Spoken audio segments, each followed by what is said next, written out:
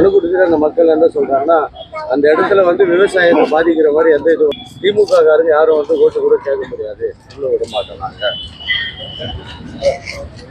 திராவிட model அரசராகக்கூடிய முதலமைச்சர் தளபதி அவர்கள் வேலை வாய்ப்பு பெருக வேண்டும், கிராமப்புற பகுதிகளெல்லாம் வேலை வாய்ப்பு பெருக வேண்டும் என்ற சீரிய எண்ணத்தோடு தான் இந்த தொழில் முகாம்களை மாவட்டம் தோறும் அமைத்துக் கொண்டு வருகிறார். அது தொடர்ச்சியாக தான் காட்பாடி சட்டமன்ற தொகுதியில் ஒன்றல்ல இரண்டு அல்ல 3 சிப்காட் தொழிற்சாலைகளை, சிப்காட் தொழிற்பேட்டைகளை நிறுவுவதற்குண்டான ஏற்பாடுகள் செய்யப்பட்டுள்ளது. இன்னைக்கு நீங்க சொன்னதை போல விளைநிலங்கள் அகற்றப்பட்டு சிப்காட் தொழிற்சாலையா அப்படின்ற கேள்விக்குறி வரும்போது வேலை வாய்ப்புன்றது ஒன்றும் அதுவும் ஒரு பெரிய கேள்விக்குறியா இருக்கு. கிராம பகுதியில் செல்லும் பொழுதெல்லாம் கிராமத்தில் இருக்கக்கூடிய பெண்கள் அங்க இருக்கக்கூடியவர்கள்லாம் கேட்கும்போது எங்களுக்கு என்ன வேலை வாய்ப்பு இருக்கு, எங்க வாழ்வாதாரத்துக்கு என்ன நாங்க பண்ண போறோம் அப்படின்ற பெரிய கேள்வி எல்லா இடத்துலயும் எல்லா மக்கள் தேர்ந்தெடுக்கப்பட்ட எல்லா முகவர்கிட்டையும் அந்த கேள்வியை தான் வைக்கிறாங்க. அதனால சிப்காட் தொழிற்சாலை ஒரு நல்ல முன்னெடுப்பு முதலமைச்சர்னால. அதனால பல இடத்துல நிறைய இருக்கு. இப்போ ராணிப்பேட்டை பெல் தொழிற்சாலை இருக்கு, ராணிப்பேட்டை சிப்காட் தொழிற்சாலை இருக்கு. அவைகளெல்லாம் ஒரு காலத்துல வந்த பொழுது அதே மாதிரிதான் எதிர்ப்புகள் எல்லாம் தெரிவிச்சாங்க.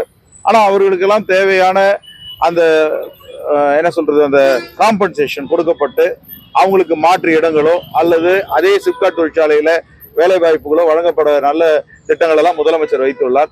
கண்டிப்பாக அவர் எடுத்திருக்கக்கூடிய முயற்சி வெற்றி அடையும். அதே போல மக்களுக்கும் எந்த வகையான பாதிப்பும் இல்லாமல் மக்கள் பாதிக்கக்கூடிய வகையில் முதலமைச்சரும் நமது கழகத்தின் பொதுச் செயலாளர் அவர்களும் இணைந்து அந்த திட்டங்களை நிறைவேற்றுவார் என்ற உறுதியாக கூற முடியும். கையிலையும் பையிலையும் புத்தகம் வச்சிருக்க வேண்டிய மாணவர்கள் கையில இன்னைக்கு போதைப் பொருளும் அருவாள்களும் தான் இருக்குன்னு எடப்பாடி சொல்லியிருக்காங்க.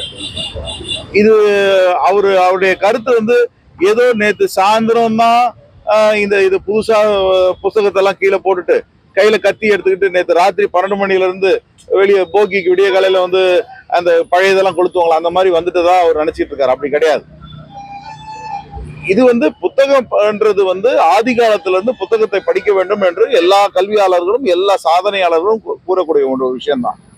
ஆனா இன்னைக்கு இருக்கக்கூடிய அந்த கலாச்சார மோகம், அதனால அதே மாதிரி அந்த சினிமாவின் தாக்கம், இவைகளெல்லாம் கூட்டு கழித்து பார்க்கும் பொழுது இந்த மாதிரி இளைஞர்கள் சில பேர் இதை தறிக்கட்டு இந்த மாதிரி வந்து பாதை மாதிரி செல்கிறார்கள்.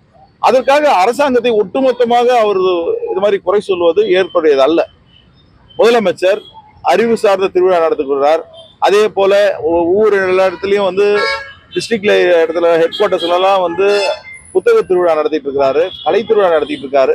அதே மாதிரி எல்லா நல்ல விஷயங்களும் பண்ணிட்டு இருக்கும் போது இவர் இந்த மாதிரி சொல்றது ஒரு அறவைக்காட்டிற்கான ஒரு குற்றச்சாட்டு என்றுதான் நான் கருதுவேன். அதே போல ஜனநாயகன் ஆடியோ லான்ச்ல விஜய் திட்டவட்டமா சொல்லிட்டாரு, இதுதான் என்னோட கடைசி திரைப்படம், இது வரும் மக்களோட தான் நான் பயணிக்க போறேன். நான் அந்த ஆடியோ லான்ச்சும் பார்க்கல, அவர் என்ன சொன்னாரும் கேட்கல, அவருக்கெல்லாம் நான் பதிலும் சொல்றதில்லை. செய்திகளை உடனுக்குடன் தெரிந்து கொள்ள கீழ்கண்ட கேபிள் மற்றும் டிடிஹெச் நெட்வொர்க்குகளில் எம்நாடு செய்தி தொலைக்காட்சியை காணுங்கள். பாதகம் செய்பவரை கண்டால் நாம் பயம் கொள்ளலாகாது பாப்பா, மோதி மிதித்து விடு பாப்பா, அவர் முகத்தில் உமிழ்ந்து விடு பாப்பா. அண்மை செய்திகளை உடனுக்குடன் தெரிந்து கொள்ள இணைந்திருங்கள் எம்நாடு தொலைக்காட்சியுடன்.